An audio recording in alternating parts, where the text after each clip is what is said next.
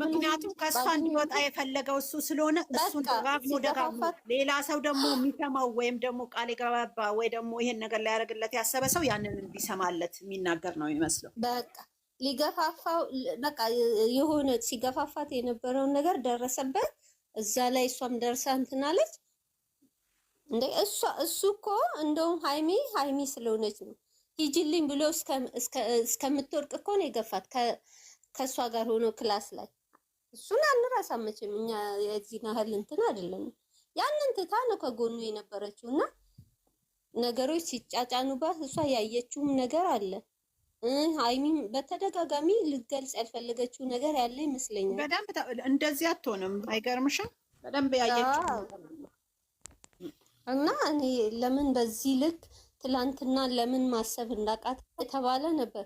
ጓደኞቹ እኩል ጀምረው እነሱ ከ100,000 ከ200,000 አላለፉ። ይሄንን ስኬት እንደ እግዚአብሔር በሷም ቢሆን እንትን እዚህ ጋር የደረሰው በሷ ነው። ለምን ያንን ነገር ዞር ብሎ ማየት እንዳቃተው እኔ አላውቅም። እኔ በጣም እንትን እያለኝ ነው የሆነ በጣም የገረመኝ ነገር እሷ አትቆርጥም እንዴ እሱ እንዳትመለስ ልጁ የኔ ካልሆነ እያለ የሚለው እስከዛ ተጠብቀዋለች። ማን ስለሆነ እሷ ከዛ በላይ አታገኝም? ከዛ በላይ ህይወት የለም እንዴ? እኔ ያልገባኝ ልጁን ራሱ ማለት ነው የኔ ያልሆናትም ያ መልካም ጊዜ ያሳለፉት መልካም ጊዜ እንዴት አይዘውም እኮ ነው የምልሽ። እሱን እኮ ነው የምልሽ። ይዘርዬ የፈለገ ይሁን በቃ ከዚህ በኋላ ሌላ ህይወትም ይኑረው ምናምን፣ ግን ትላንትና ያሳለፉት መልካም ነገር ትላንትና የተሸጋገረባት ድልድዩ ናት እቺ ልጅ ገባሽ? እና ዛሬ ላይ ቢያንስ ሊያከብራት ነው የሚገባው፣ ሊጠነቀቅላት ነው የሚገባው። እየወጣ እየፈነጨ ነይልኝ ናይ ተብሎ 1000 ጊዜ ስልክ ተደውሎ መጣ ቤት እንዴ። ዛሬ እኮ እሷ አበሻዊ ክብራችንም አይደለም ከቤት ትቶ መውጣት። ላምሮት ዛሬ እኮ እሷ ቀር አይዲያ ጠፋ እኮ ቀረ። መች መጣ? ይሄ ነው እሷ ማለት በዚህ ሀሳቡ በቀጠረችበት እንደው ከሱ ጋር ከዚህ በኋላ ከልጅቱ ጋር ይመጣ ይሆናል እንግዲህ። እኔ እንደውም ማለት ነው እንገራችሁ ሃይሚ ከብሩኬ ብትለይ ነው ደስ የሚለኝ ጌታን። ምክንያቱም እስከ መቼ ነው ተሸክመው? አንድ ቀን እንኳን እንደ ወንድ አድርጎ እንደ ወንድ ሆኖ እንኳን እኮ እንደ ሴት አኑሯት አያውቅም። አንድ ቀን እኔ 2 ዓመት ነው እነሱን ስከተላቸው፣ አንድ ቀን እንደ ወንድ ሆኖ አይቼው አላውቅም። ሁልጊዜ እንደ ወንድ ሆና የምትመራው እሷ ናት። ስለዚህ እስከ መቼ ይሄ ነገር? በቃ እስኪ እኔ እሷ ስቀብጥ ወንድ ልጅ ሲያቀብጣት በቃ የሆነ እንትን ስትል ማየት ነው የምፈልገው። እግዚአብሔር እስከ መቼ ድረስ ሹሩ ለባለክ አለች እኮ ትላንትና ራሱ እናቱ በቃ እንደ ሴት ልጅ የሚያቀብጣት ሰው ይምጣ። በቃ እንደ መቼ ሹሩ እያልክ ልኑር አለች እኮ ትላንትና ራሱ ማለት ነው። እሱ ከገባ እውነት እኮ እሷ እንደ ወንድ ሆና እያኖረችው መቼ ነው ሃይሚ እንደ ሴት የሚያረጋት ወንድ የሚመጣው? እኛም እኮ ማየት ናፈቃል።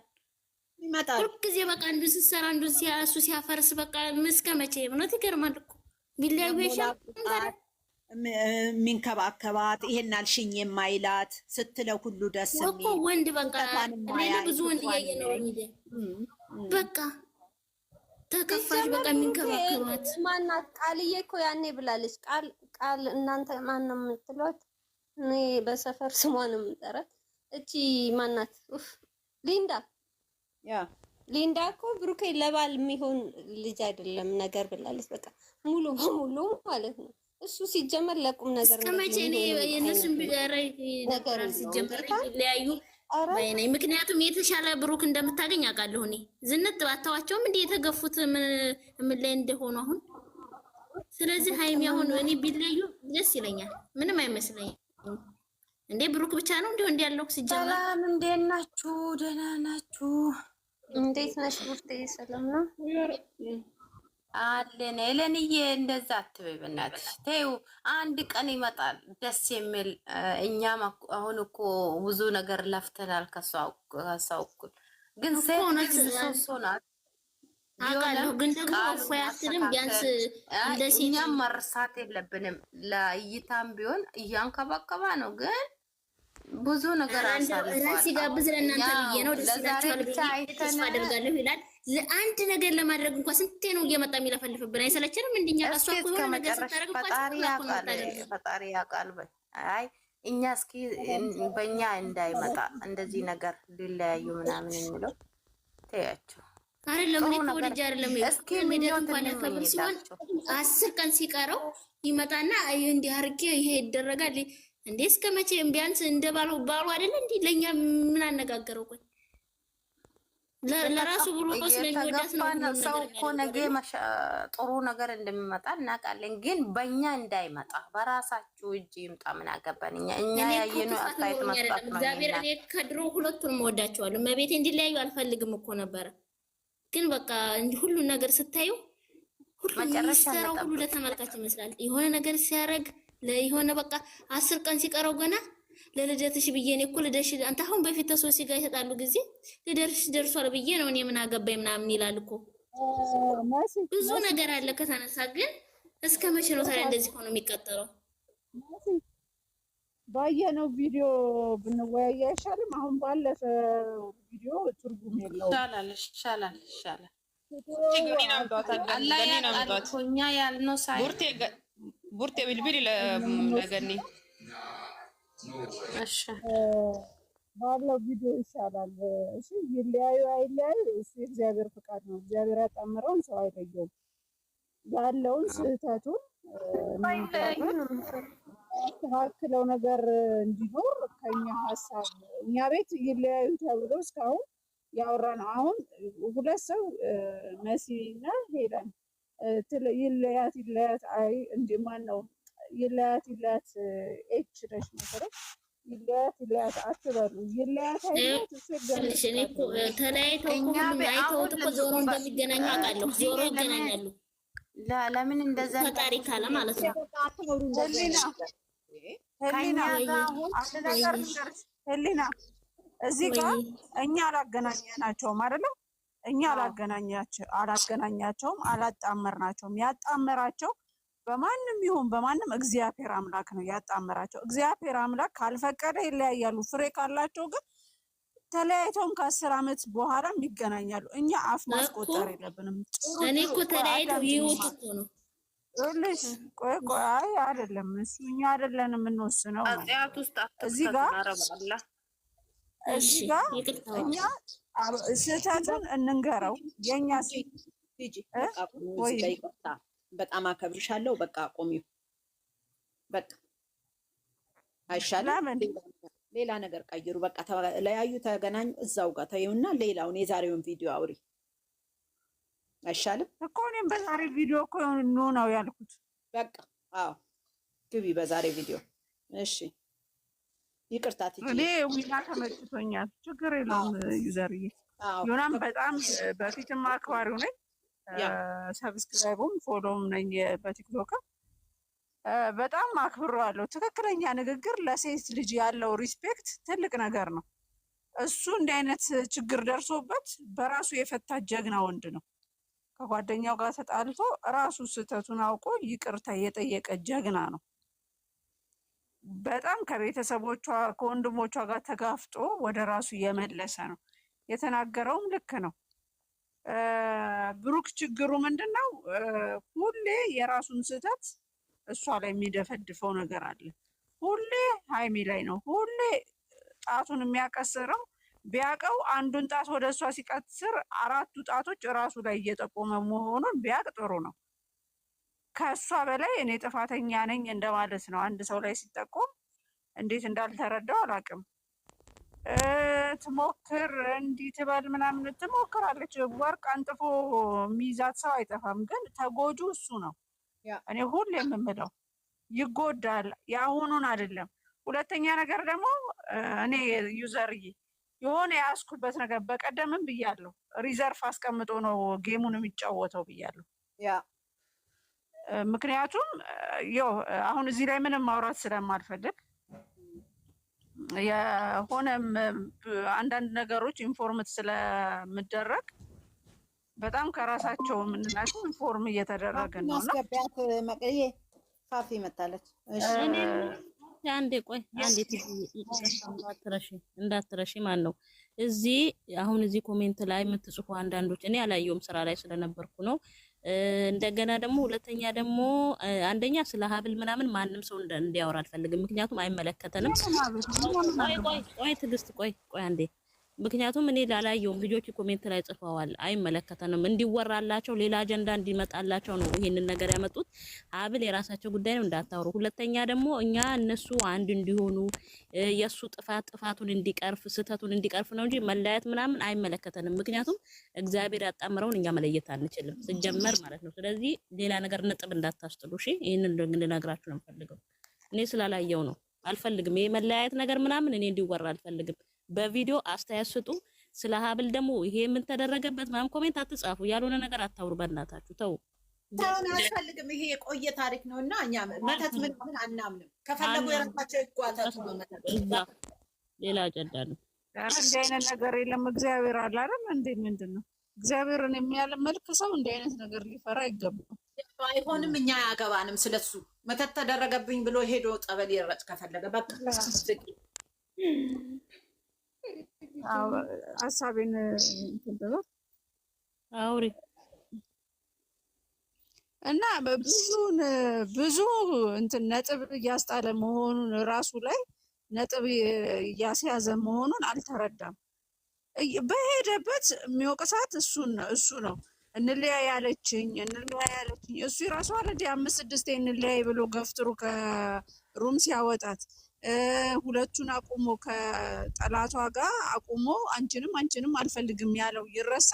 ሴት ልጅ እኮ ሴቭ ታረጋለች፣ ወንድ ልጅ ሴቭ አያረግም ማለት አይደለም። እሱ አንድ ቃላት እንለያይ ባለችው ለጠየቀው ሰው ሁላ ይናገራል። እኔ ለምንድን ነው ይሄንን ማውጣት ያልቻለው? እኔ ብያት ነው ይቺ ልጅ ይሄንን ልትናገር የቻለችው ብሎ የማይለው ቆም ብሎ ለምንድን ነው የማያስበው? ጭንቀት ላይ ነኝ። ከሱ በላይ እሷ ተጨንቃለች፣ ወድቃለች፣ ለመውደቁም ወድቃለች፣ ቀድማ ወድቃለች። እርግዝናን ያክል ሲነገራት ወድቃለች። እሱ የወደቀው እኮ ሰርፕራይዝ ተደርጎ ነው አይደለ? በዛ ጭቅጭቅ። እች ልጅ ግን እርጉዝ ነኝ ቺት አርጎብሻል ብላ የመጣች ሴት ናት። እኔ ከኔ ጋር አብሮ ምንድን ነው የሚባለው ተኝቷል ብላ የመጣች ሴት መጨረሻ ላይ እርጉዝ ነኝ ስትላት እንዴት ብላ ትቀበል? እንዴት ብላ ትመን? የእኔ ካልሆነ እለይሻለሁ። መጀመሪያም ምንድን ነው ያሰበው? ወደ ራሱ ይመለስ። እሷ ላይ አይጠቁም። 4ቱ ንጣቶች ብሩኬ ራስክ ላይ ነው እየጠቆምክ ያለው። እሷን ደግሞ ለማስጠቆር አትምጡ ከነ ጓደኞችክ። ዛሬ ሀብ ሲጠይቀው ፍጹምም 2 አይነት ወሬ ነው ወይ 3 አይነት ያወራው። መጀመሪያ እኔ ራሴ ያዘጋጀዋልክ፣ ከዛ ደግሞ እሷ አዘጋጅታ ጠራቻል። እሷን መጣችና እኔ እንትን ስትሰሩ እንኳን ተናበቡ፣ የምትሰሩትን ተናበቡ። ምክንያቱም የምታመጡትን ነገር እች ልጅ በደንብ ነው የምትከታተላችሁ፣ በደንብ ሀይሚ ሁላችሁንም ትከታተላለች። እኛ ኦዲየንስ እንደምንከታተላችሁ ሀይሚ ትከታተላችኋለች። ለምታወጡት ቃላት ሁላችሁም ከእስከ አይደለም ጠቅላላ ወጣችሁ በእሷ ስም ቪዲዮ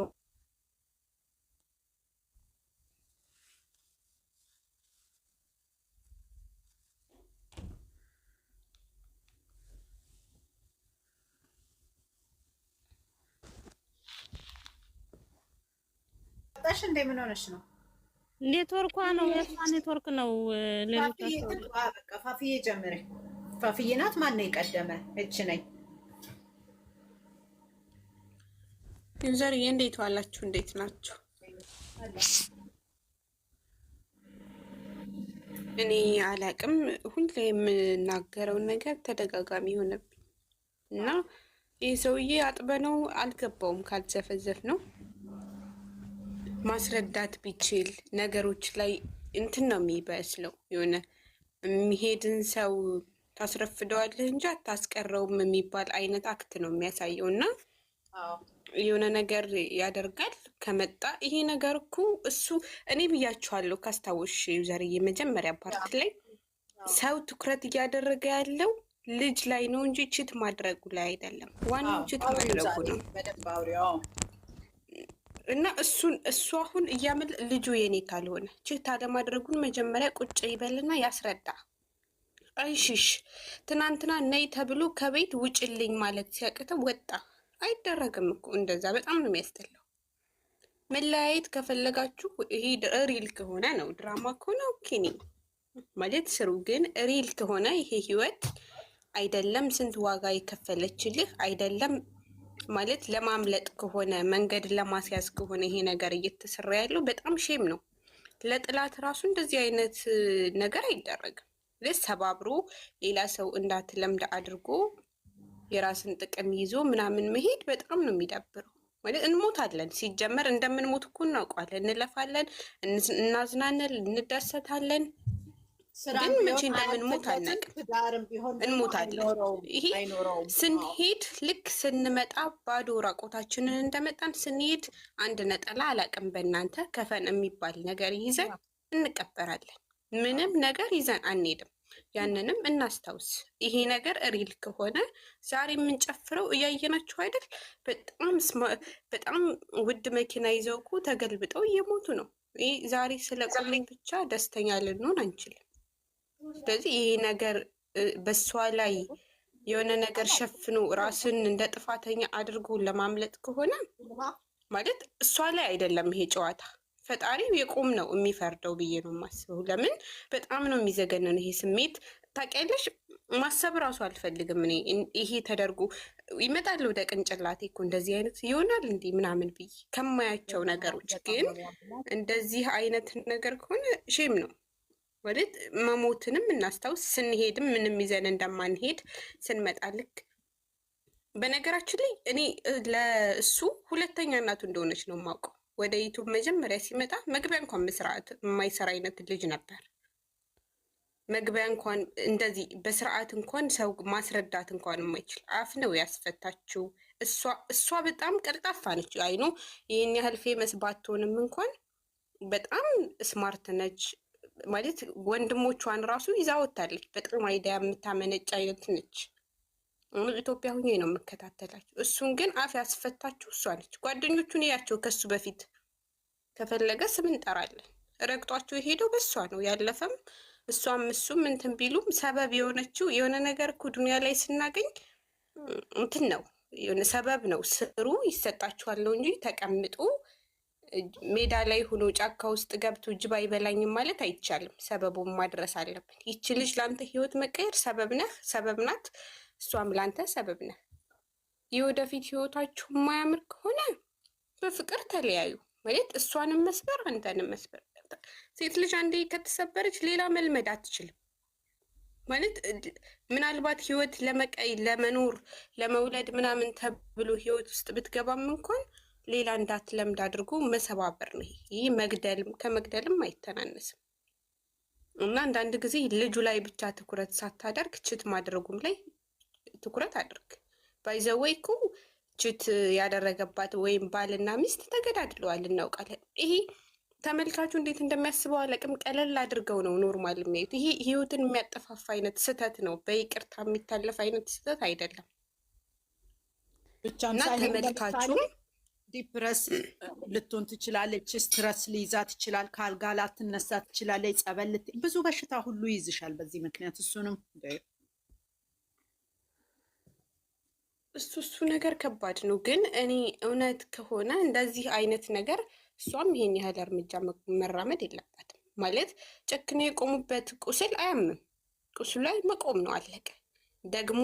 ደግሞ ያን ቁስል በየቀኑ ከማድማት ይልቅ ሪል ከሆነ ድራማ ከሆነ ግን ይቅርታ ማለት ሂዱ። እኛ እንደምናየው ነው የምንፈርደው።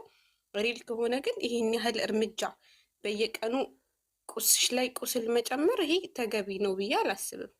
እና አይደለም ይሄ እኔ እንትን ካላጠሁ አልኖርም ምናምን የደካማ ሰው አስተሳሰብ ነው። በዚህ